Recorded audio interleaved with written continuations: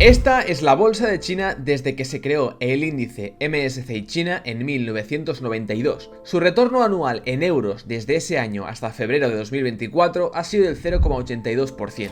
Sin embargo, si justo al final de la Segunda Guerra Mundial hubieras invertido $100 en el S&P 500 americano, ahora tendrías alrededor de $425.000, suponiendo que hubieras reinvertido todos los dividendos. Eso ya es un retorno mucho más atractivo del 11,20% anual. A primera vista, parece obvio que Estados Unidos es la mejor opción si queremos invertir en un país, pero ¿realmente es así? ¿Realmente Estados Unidos puede seguir manteniendo estos retornos los próximos 100 años? En términos de valoración, podemos ver cómo las compañías chinas están cotizando a mínimos históricos, a valoraciones mucho más baratas que las empresas americanas. En concreto, el S&P 500 está a valoraciones bastante por encima de su media histórica de 16 veces, valorándolo por el ratio PER. Según inversores como Ray Dalio, este orden mundial actual reinado por Estados Unidos se acaba y emergen otras potencias mundiales para reemplazarlo, en específico, pues China. Por lo tanto, ¿qué nos depara el futuro? ¿Dónde es mejor invertir nuestro dinero?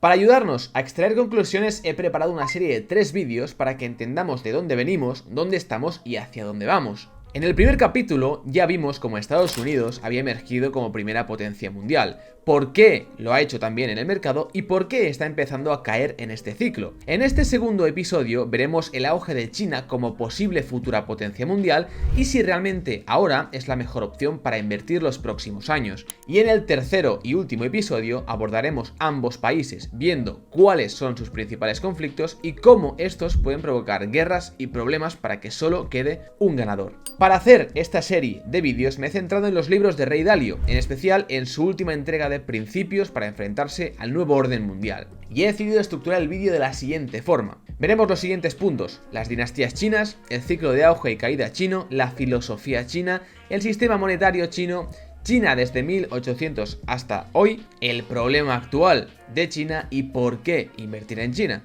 Lo sé, he dicho muchas veces China, pero de eso va el vídeo.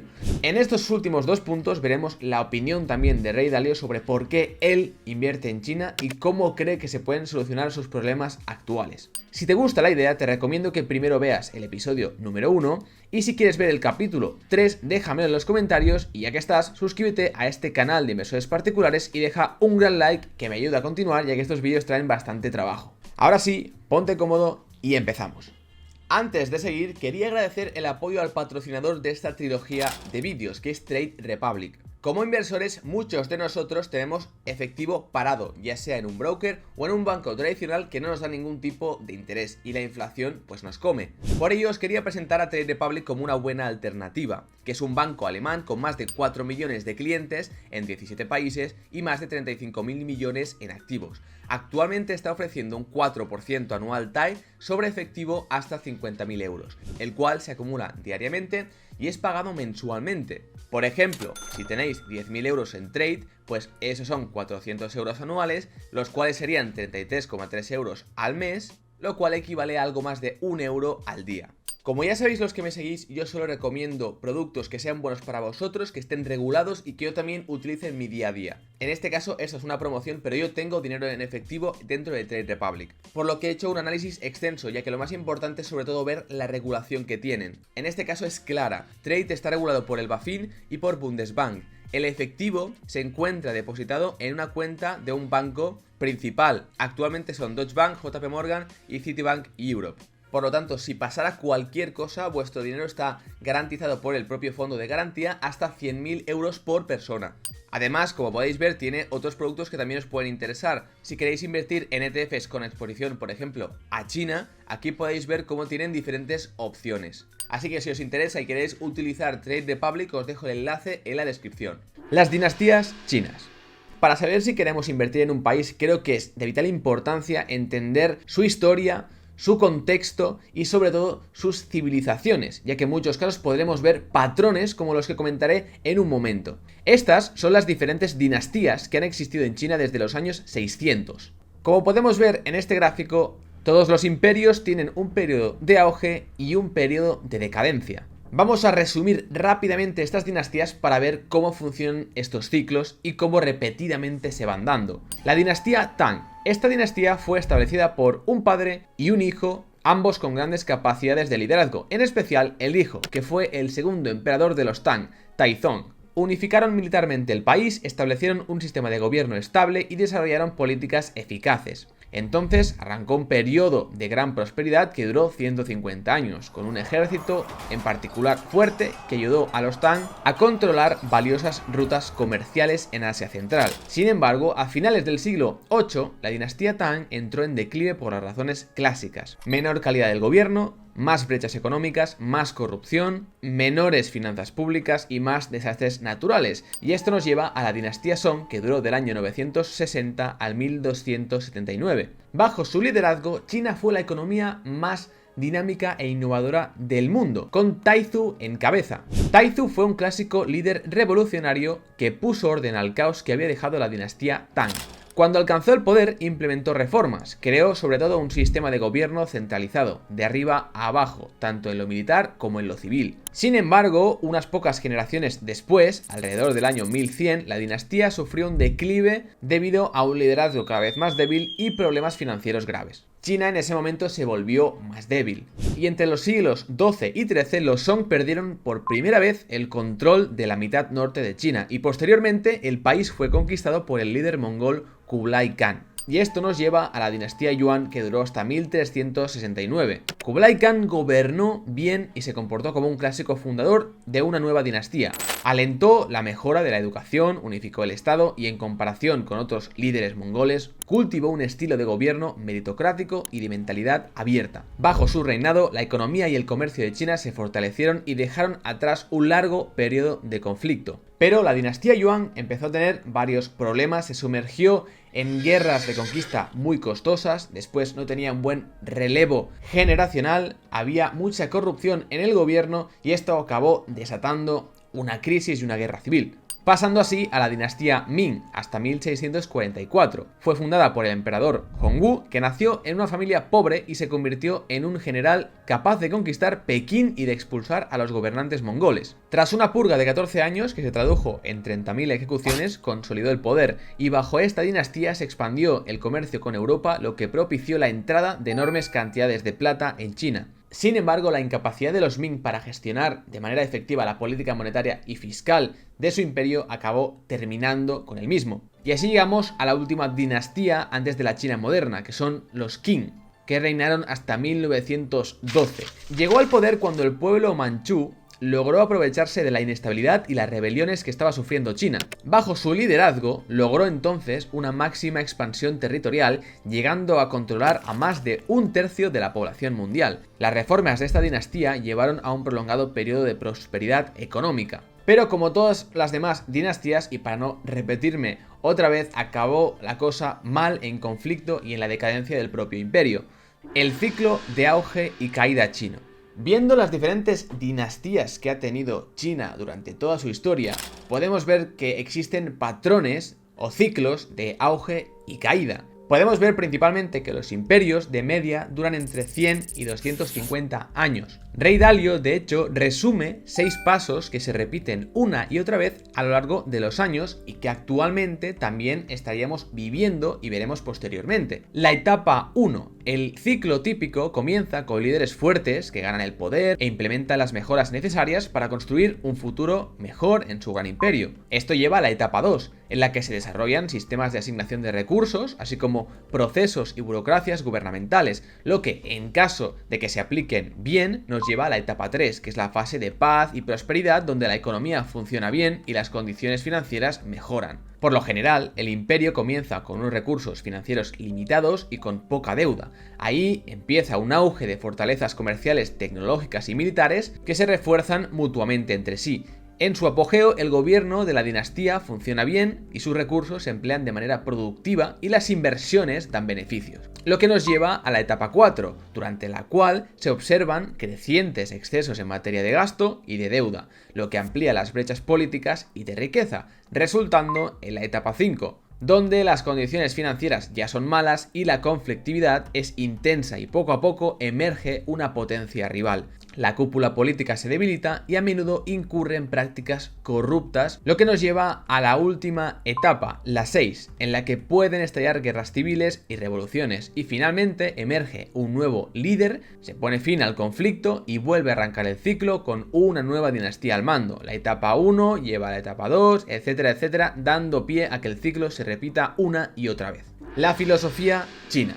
Ray Dalio, en su libro, compara los líderes estadounidenses con los líderes chinos. Dice que principalmente hay una diferencia, y es que los líderes norteamericanos se fijan en eventos concretos, normalmente muy recientes o presentes, mientras que los líderes chinos tienen una visión mucho más extensa de la historia propia china y de los patrones evolutivos que ha tenido el país. Vamos, que unos luchan más por lo que quieren en el presente, mientras que otros estudian mucho más el pasado para obtener lo que quieren en el futuro. Y también dice que cree que los líderes chinos pues son mucho más filosóficos, literalmente porque leen mucha más filosofía. Hasta principios del siglo XX, en China las principales filosofías fueron la confuciana, la taoísta y la legalista, y desde el siglo XX el marxismo y el capitalismo.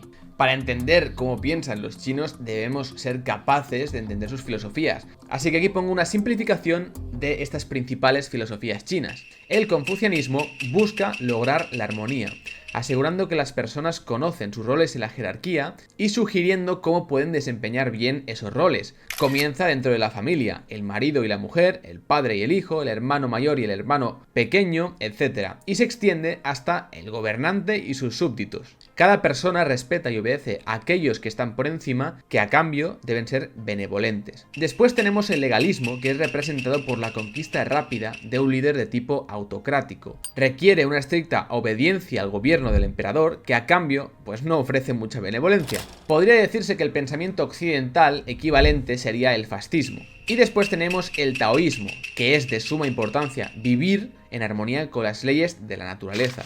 De esta filosofía se deriva la creencia en que la naturaleza está compuesta de opuestos, el yin y el yang, y que la armonía se logra cuando los opuestos están bien equilibrados. A comienzos del siglo XX, cuando el marxismo pasa a ser la ideología de referencia para el líder Mao y sus sucesores, el confucianismo y el neoconfucianismo fueron las filosofías más influyentes, por lo general marcadas por algunos elementos del legalismo. Diríamos que Estados Unidos se gobierna en un plan más democrático, de abajo hacia arriba, pensando más en el individuo, en teoría, y después China es un sistema que piensa de arriba hacia abajo, es decir, un modelo que gira más en torno a lo colectivo. El sistema monetario chino. Es importante también entender y analizar el sistema monetario del país en el cual queremos, por ejemplo, invertir, y sobre todo su evolución, ya que, como veremos ahora, aunque estemos acostumbrados a un dinero fiat o dinero fiduciario, las diferentes dinastías que hemos estudiado hace un momento han ido cambiando constantemente de sistema monetario, y esto en el futuro también podría llegar a pasar. China ha experimentado diferentes ciclos, pero existen básicamente tres tipos de sistemas, que también podemos ver en muchos otros países. Tenemos el tipo 1 o dinero fuerte, que tiene un valor real o un valor intrínseco detrás, es decir, el oro, la plata o el cobre. La moneda que más usaron los chinos fue el metal, principalmente monedas de cobre y plata. Después tenemos el tipo 2, que es dinero vinculado a activos que tienen un valor intrínseco, es decir, todos conoceréis el patrón oro, que se dio en Estados Unidos hasta que se rompió en los años 70, en el cual había una cantidad de billetes de dólares en circulación respaldados por una cantidad de oro, por lo que yo podía ir al banco con mis billetes y cambiarlo por el equivalente en oro. Por ello se dice dinero respaldado por un activo que sí que es real. Y por último tenemos el tipo número 3, que es dinero fiduciario. Este ya sí que no está respaldado por ningún activo. Es el sistema actual, el dinero fiat o el dinero fiduciario, y se puede emitir en la cantidad que se quiera. Normalmente lo que ha pasado en China es que se ha pasado de un sistema monetario basado de tipo 1 a otro basado en el tipo 2, es decir, de un dinero fuerte a un dinero vinculado por un activo real, y después la mejora de la confianza en esa divisa local acaba provocando que empiece a circular sin necesidad de que haya un respaldo fijo, pasando del tipo 2 al tipo 3, que sería el dinero fiat o fiduciario actual. Finalmente, este tipo de dinero permite, como hemos visto en los últimos años, una impresión de dinero ilimitada, y cuando eso se junta con una crisis o con la pérdida de la confianza en el sistema monetario, se da el colapso de la moneda y en muchas veces ha terminado otra vez volviendo al número 1, al tipo 1, que sería el dinero real, como el oro, el cobre o la plata. En este gráfico, que parece un laberinto, podemos ver los tres tipos de dinero y su cambio y evolución a lo largo de las diferentes dinastías. Podemos ver cómo los diferentes imperios cambian varias veces de tipo de dinero, pasando del 1 al 2 y hasta el 3. A modo de resumen, podemos ver que al comienzo la dinastía de los Tang tenía monedas de cobre, es decir, el tipo 1, pero como es habitual, la oferta de moneda fuerte resultó ser demasiado restrictiva. China estaba creciendo con rapidez. Y claro, como había una cantidad fija de cobre, o que crecía lentamente, pues no era lo más óptimo y tenía que crecer más rápido. Además de que si tú ibas a hacer una transacción con un campesino o con un barco o con lo que fuera, ibas con cientos de monedas de cobre, pues no era muy eficiente. A principios de la década del 1100, durante la dinastía de los Song, el gobierno asumió la responsabilidad de la creación de dinero y creó el primer papel moneda respaldado por un activo real. A mediados de la década de los 1100, y como es muy común también en otros países en sus historias, pues empezaron a haber guerras, se tuvieron que financiar y había una demanda financiera de dinero. Y claro, el país, el gobierno, no tuvo más opción o no vio más opción que, en vez de aumentar los impuestos o reducir el gasto, soluciones que no habrían gustado al pueblo, pues optaron por imprimir dinero pasando al tipo número 3 para financiar sus déficits. Esto al principio era controlable, pero como muchos ya estaréis esperando, pues se les fue de las manos y esto provocó una inflación, una emisión descontrolada de dinero y se triplicó la cantidad de dinero en circulación. Siguieron habiendo conflictos internos y externos y esto llevó a que entre 1209 y 1231 la oferta monetaria se triplicara nuevamente. Como resultado, entre el 1195 y la década de 1230, el valor de mercado del dinero cayera más del 90%. Y como veis, los mismos patrones se han dado una y otra vez y es que actualmente los seguimos viendo. Por eso es interesante estudiar la historia, porque podemos ver que en el año 1200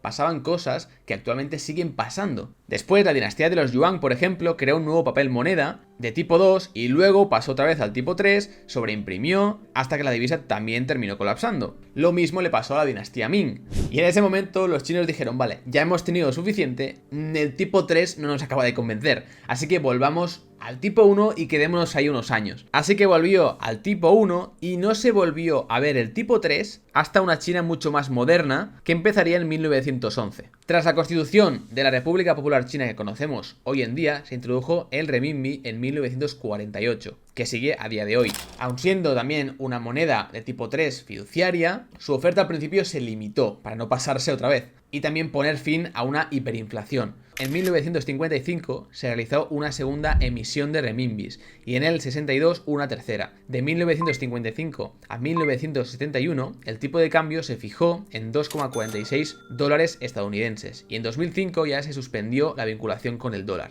Es interesante destacar que normalmente cuando analizamos una potencia mundial o un imperio líder durante la historia, su moneda es normalmente la moneda de reserva mundial, con la que normalmente todos los países acostumbran a tener una demanda y hacer las transacciones, como a día de hoy se puede ver con el caso del dólar, que sería la moneda de reserva. Pero China, aunque muchas veces ha liderado con sus imperios, nunca ha llegado a tener ese estatus de moneda de reserva, por diferentes motivos. Algunos de ellos son los siguientes. Antes de los viajes oceánicos, cuando China había sido líder, no existía una moneda de reserva global, ya que el comercio internacional era limitado y por lo general se realizaba con el intercambio de metales preciosos. Después, a lo largo de su historia, China nunca se convirtió en un imperio muy extenso, es decir, en una potencia mundial con la que una gran parte del mundo realiza transacciones o intercambia dinero a modo de depósitos de riqueza. A consecuencia de esto, China nunca ha llegado a ser un centro financiero lo suficientemente potente para rivalizar con los centros de Europa. Además, también comentar que en China han habido muchos controles de divisa, controles de capital que han impedido el libre intercambio de la moneda nacional a escala internacional. Y esa divisa es mucho más susceptible a ser devaluada. Por ejemplo, en la década de 1930, China tenía dos monedas. Una nacional, que era fiduciaria, es decir, tipo número 3 sin respaldo, y otra internacional, que era de tipo 1 y era una moneda de oro, para pagos internacionales. Y por definición, como digo, las monedas de reserva no enfrentan esos controles de capital. Los siguientes gráficos muestran el valor de la moneda china en dólares y oro desde 1920, así como la inflación y las tasas de crecimiento económico en ese periodo. Como podemos ver, hubo dos grandes devaluaciones, la primera en 1948, cuando se establece el nuevo tipo de cambio, y la segunda entre 1980 y la década de los 90, que provocó una inflación más alta. En cuanto al crecimiento de la economía, fue un tanto errático y volátil hasta aproximadamente el 78, para después volverse mucho más rápido hasta el año obviamente 2020. China desde 1800 hasta hoy. El declive de 1800 a 1949. Esta fue una época de declive y de descenso para que después China volviera a recuperar rápidamente hasta el día de hoy. Pero ¿cómo ocurrió esa situación tan negativa? Pues ocurrió a partir básicamente de 4 puntos. Primero, la última dinastía china, los Qing, tuvo una gran decadencia y estaba muy débil. Después, los británicos y otros países occidentales ejercieron un gran control económico sobre China. Ante el peso de unas deudas que no se podían pagar y la impresión de dinero que provocó el colapso de la divisa, todo esto pasó con unas deudas elevadas que no se podían pagar y la impresión de dinero que provocó un colapso de la divisa, el sistema financiero y monetario chino quebró. Y por último, se desataron rebeliones internas y estallaron guerras civiles. Y así llegaríamos al auge chino, desde 1949 hasta hoy. Aunque es una historia amplia y con muchísimos detalles, vamos a simplificarlo en 3 grandes etapas. Empecemos por la primera, la fase de Mao, de 1949 a 1976. Mao y los comunistas ganaron la guerra civil y fundaron la República Popular China en 1949. Desde ese año hasta su muerte en el 76, Mao y su primer ministro, Zhou Enlai, consolidaron el poder. Aislada del resto del mundo, China siguió un estricto sistema comunista en el que el gobierno era dueña de todo. El nuevo gobierno reparó las infraestructuras de transporte y comunicaciones, nacionalizó el sistema bancario bajo un nuevo banco central, el Banco Popular de China. Para reducir la inflación, endureció el crédito y estabilizó el valor de la moneda. Nacionalizó la mayoría de las empresas y redistribuyó las tierras agrícolas propiedad de los grandes terratenientes, entregándolas a los campesinos que cultivaban las tierras. Y asignó un salario básico a toda la población, tanto si se trabajaba como si no. Estos cambios crearon estabilidad económica, pero acabaron con todo tipo de modelo de incentivo y de motivación. Y no pasó mucho tiempo hasta que vino la Primera Guerra. El nuevo orden mundial que emerge en 1945 dividió al mundo en 2 bloques: los capitalistas, dirigidos por Estados Unidos, y los comunistas, liderados por la Unión Soviética. China claramente estaba en el bloque comunista junto con los soviéticos. El 14 de febrero de 1950, Mao y Stalin firmaron un tratado de alianza para cooperar y ayudarse a nivel militar. Entre la fundación del 49 al 76, la economía china creció con rapidez, a una tasa anual del PIB del 6%, con una tasa de inflación anual del 1,2%, acumulando alrededor de 4.000 millones de dólares en reservas de divisas. Esto representaba una gran mejora para China, aunque su población seguía siendo bastante pobre. En el 60, la Unión Soviética dejó de ser un aliado y pasó a ser un enemigo y retiró su ayuda económica hacia China. Aún así, del 63 al 66 China se recuperó y siguió siendo una gran fuerza económica. Y como es clásico en todos los ciclos, se acechaban problemas para el gobierno, para su liderazgo, para el liderazgo de Mao. En el 71 se estaban produciendo cada vez más disturbios y la salud de Mao empeoraba. Todo esto contribuyó a que Zhou Enlai desempeñara un papel de liderazgo, esta vez mayor, lo que lo llevó a ser elegido vicepresidente del Partido Comunista en el 73. A priori, esto lo convirtió en el sucesor de Mao. En 1971, China fue amenazada por la Unión Soviética, que era militarmente mucho más poderosa. Y no olvidemos que China y Rusia comparten más de 4.000 kilómetros de frontera. En el 75, Rusia construyó una alianza con Vietnam y Mao consideró que la URSS se había confirmado como el principal enemigo de China. Y claro, China dijo, ¿qué puedo hacer? Y pensó, el enemigo de mi enemigo es mi amigo. Así que empezó a entablar relaciones con Estados Unidos para tener controlada a Rusia y mejorar su posición geopolítica y económica. En octubre del 71, Naciones Unidas reconoció al gobierno chino comunista dirigido por Mao y le dio un asiento en el Consejo de Seguridad. En febrero del 72, el propio presidente Nixon visitó China. Y durante la visita de Nixon, Zhou Enlai, recordemos la mano derecha de Mao, suscribió un acuerdo conocido como el Comunicado de Shanghái, mediante el cual Estados Unidos reconoce la posición política de una sola China que sostiene a China con relación a Taiwán.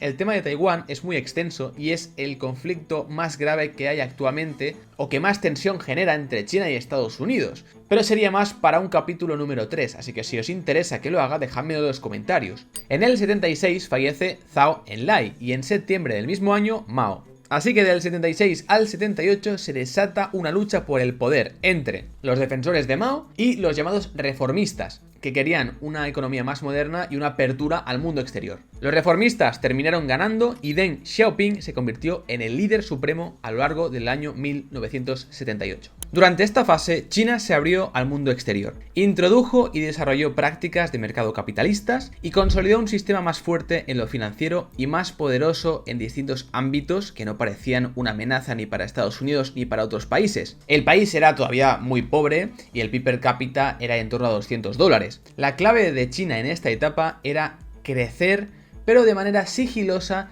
incluso beneficiando también a otras potencias como Estados Unidos, evitando que se generase una sensación de que China era una amenaza. Al comienzo de su mandato, Deng estableció un plan a 70 años para a. duplicar los ingresos a finales de la década de 1980, b. multiplicar por 4 el PIB per cápita en torno a finales del siglo XX, lo cual alcanzó 5 años antes de lo previsto, c. elevar el PIB per cápita a la altura de los países desarrollados de nivel medio en torno a 2050. Para financiar lo que entonces se consideraba una relación simbiótica, Estados Unidos compraba bienes a China a precios atractivos, mientras China prestaba dinero a los estadounidenses y financiaba sus déficits. En 2001, cuando China se unió a la OMC, su peso en el comercio mundial se disparó. Estados Unidos se convirtió básicamente en el principal país comprador para China y China aceptó, ya que así de esta forma podía también acumular la divisa de reserva mundial. Ahora, del 95 al 96, Deng estaba cada vez peor de salud,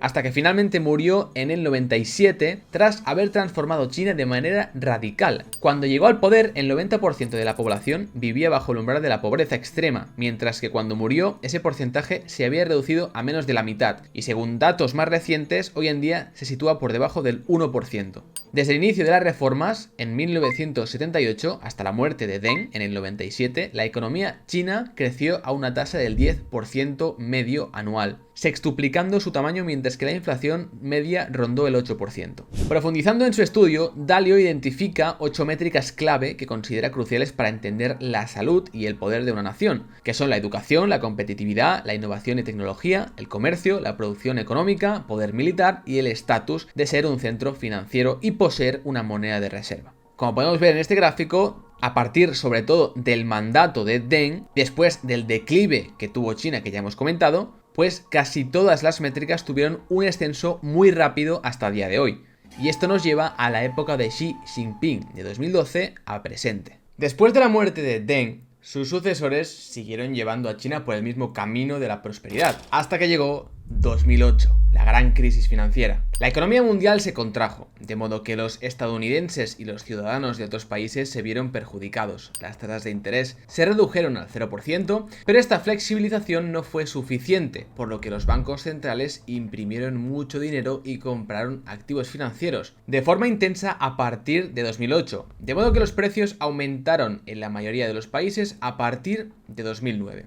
Aún así, si queréis profundizar más en la crisis de 2008, tengo aquí, os dejaré un vídeo específico donde explico la crisis al detalle. Como resultado de estas políticas, en China de 2009 a 2012 hubo crecimiento, pero la deuda creció a un ritmo más rápido, así endeudando al país. Xi Jinping llegó al poder en 2012, con una China más rica y poderosa, que sin embargo, como digo, se estaba endeudando demasiado y presentaba problemas de corrupción y cada vez mostraba un mayor desacuerdo con Estados Unidos. Xi Jinping llegó con varias reformas de mercado y también, sobre todo, con un plan para evadir o para reducir la corrupción en el gobierno, y asumió el desafío de intentar frenar o contener ese exceso de deuda que estaba teniendo China y que tiene a día de hoy. También se tomaron medidas más proactivas para reducir las brechas de riqueza, protección al medio ambiente o consolidación del poder político. Sin embargo, todo esto parece muy bonito, pero hay gente que no lo ve así y cree que se están escondiendo muchas cosas. En resumen, la gente más contraria a China dice que las reformas están muy bien, pero que otros controles por detrás se están endureciendo mucho más. Después, que las condiciones en compañías pequeñas y medianas son mucho más duras y restrictivas que en compañías más grandes y públicas,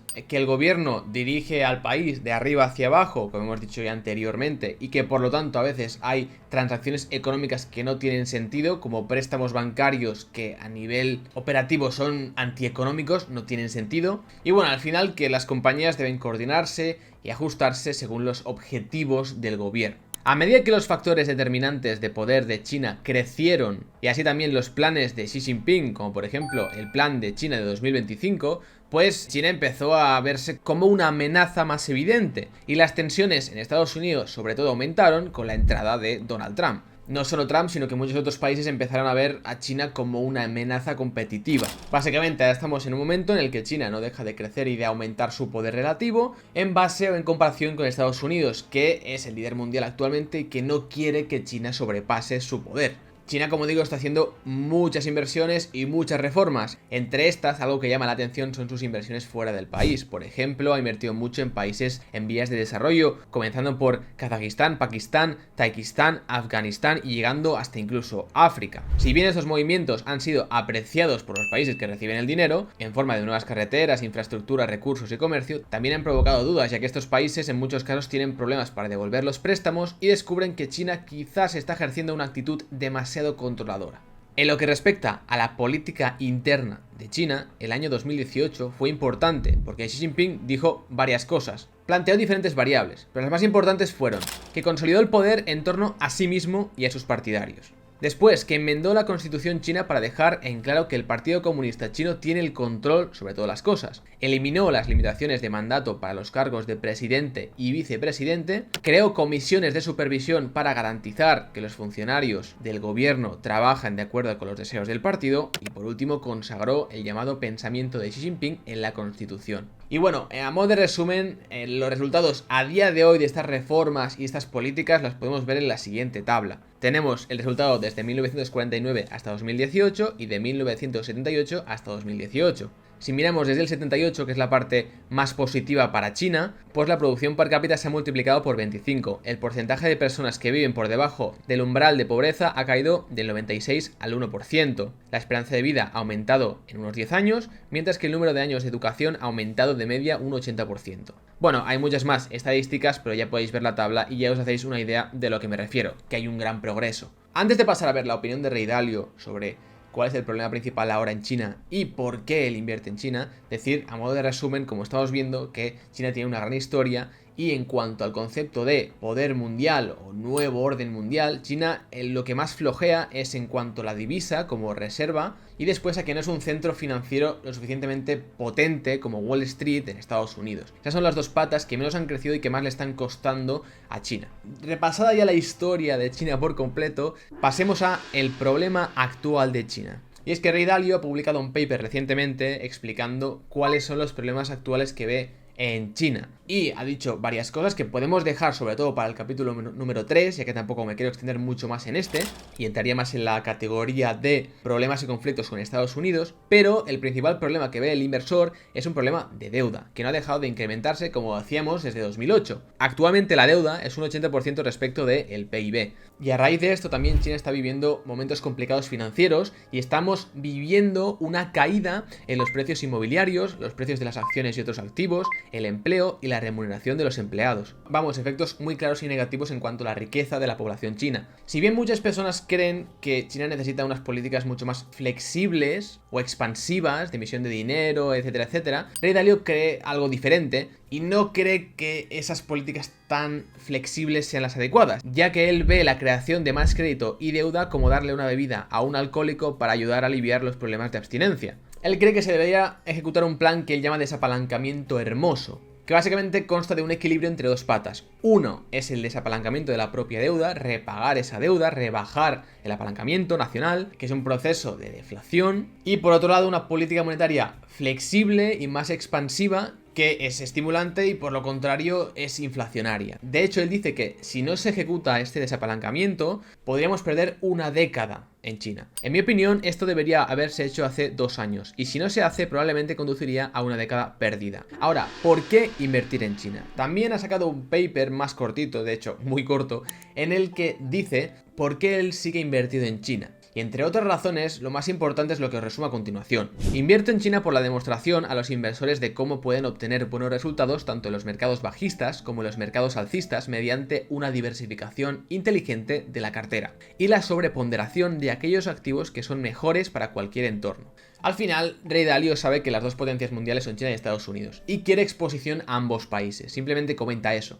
Dice que son las dos naciones que darán forma al mundo y que quiere estar participando en ambas, y que no puede diversificarse tan bien como él quisiera si no invierte en China. Además, él comenta textualmente: el momento de comprar es cuando hay sangre en las calles, y como hemos visto al inicio de este vídeo y como os vuelvo a mostrar en este gráfico, actualmente nadie quiere entrar en China. Hay muchas salidas de flujos, muchos países no quieren saber nada ni estar relacionados con China por también el conflicto que hay, y es uno de los mercados más baratos actualmente a nivel mundial. Por ello dice que es muy atractivo y que dice que si además se diera este desapalancamiento hermoso que él llama, pues que incluso sería un escenario muy positivo para China en los próximos años. Él dice: por esas razones, para mí la pregunta clave no es si debería o no invertir en China, sino cuánto debería invertir. Ray Dalio al final tiene un modelo que se llama el Santo Grial, que hice un vídeo que os dejaré aquí, que es un poco antiguo pero sigue sirviendo a día de hoy, en el que busca una cartera que esté descorrelacionada, con activos que no tengan que ver entre sí. Es decir, cuando digo descorrelación me refiero a que una correlación del 100% sería, por ejemplo, invertir en dos compañías de un mismo país, en un mismo sector, en una misma ciudad. Claro, si una sube es fácil que la otra suba en bolsa, porque tienen una correlación positiva bastante elevada. Ahora, activos descorrelacionados son que su comportamiento no tiene nada que ver el uno con el otro. Y él busca, por ejemplo, pues invertir en activos descorrelacionados como Estados Unidos y por otro lado China. De esta forma, como veis en el gráfico, a medida que tienes más posiciones y estás más diversificado de manera descorrelacionada, reduces tu riesgo y tu posibilidad de pérdida. Vamos, que quiere invertir en China a modo de resumen porque le gusta el país, ve buenas perspectivas, ve activos baratos y cree que es una buena descorrelación para su cartera. O al menos eso entiendo yo. Si entendéis una cosa diferente, dejadmelo en los comentarios. También os quería un poco transmitir mi opinión después de estudiar pues China y todo lo que habéis visto en este vídeo. Yo no tengo ninguna posición en China, he tenido alguna acción en algún momento, pero actualmente no tengo exposición, porque realmente los que me seguís sabéis que mi cartera está más centrada en Europa, porque es un mercado que conozco mucho más y es más mi área de competencia, y por lo tanto no he ido tanto a la parte asiática porque me parece mucho más opaca y no creo que acabe de entender, aun leyendo tanto, no creo que acabe de entender su cultura, ya que realmente no soy de ahí y eso también afecta en el momento de invertir en un país, el hecho de no conocer bien su cultura, ya que esto afecta a su forma de pensar y a la forma de llevar las compañías. Aquí tenemos dos patas. Si fuera un inversor pasivo, que no es mi caso, como muchos ya sabréis, pues si me tuviera que indexar en el SP500 o en el MSCI China, yo lo que haría sería un poco seguir la estrategia de Ray Dalio y escoger un MSCI World, un índice mundial que tenga posición en China y en Estados Unidos, de esta forma teniendo esa diversificación, esa descorrelación, y me sentiría más cómodo de esta forma para no apostar a uno o al otro. Eso es lo que haría y al menos es mi opinión a día de hoy. A lo mejor de aquí a un año cambia. Y siendo un inversor activo es mucho más concreto. Si encontrara una compañía en China específicamente que me gustara, podría invertir perfectamente. De hecho, no lo veo mal tener una exposición, una parte en China. A día de hoy no he investigado suficiente, entonces no tengo ninguna posición ni tengo pensado abrir ninguna, pero si pareciera una oportunidad, podría ser una buena opción. Aún así, como me parece un mercado muy opaco y como digo, no conozco bien su cultura ni el país, y creo que también hay un riesgo país pues grande, como ya hemos visto por temas de comunismo, de regulaciones, de filosofía, etcétera, me parece bastante opaco y no me sentiría cómodo teniendo un gran peso en China. Pero aún así, una exposición no me parece mal. Y con esto terminamos el vídeo de hoy, el capítulo número 2, en el que hemos resumido todas las características y toda la historia china desde hace muchísimos años hasta la actualidad, incluyendo si puede ser una buena idea de inversión o no. Espero que os haya gustado y que os haya aportado y que os haya servido para extraer vuestras propias conclusiones. Y si queréis el capítulo número 3, dejadme en los comentarios. También podéis dejar un gran like, que me ayuda mucho a seguir con mi trabajo de divulgación, y os podéis suscribir para uniros a más de 50.000 inversores particulares que luchemos por encontrar las mejores inversiones de manera sensata y a largo plazo. Sin más, os dejo aquí el capítulo 1 por si no habéis ido antes a verlo y lo tenéis pendiente, que creo que os puede gustar, que es la parte de Estados Unidos. Y sin más, un saludo y un abrazo a toda la comunidad. Nos vemos en el próximo vídeo.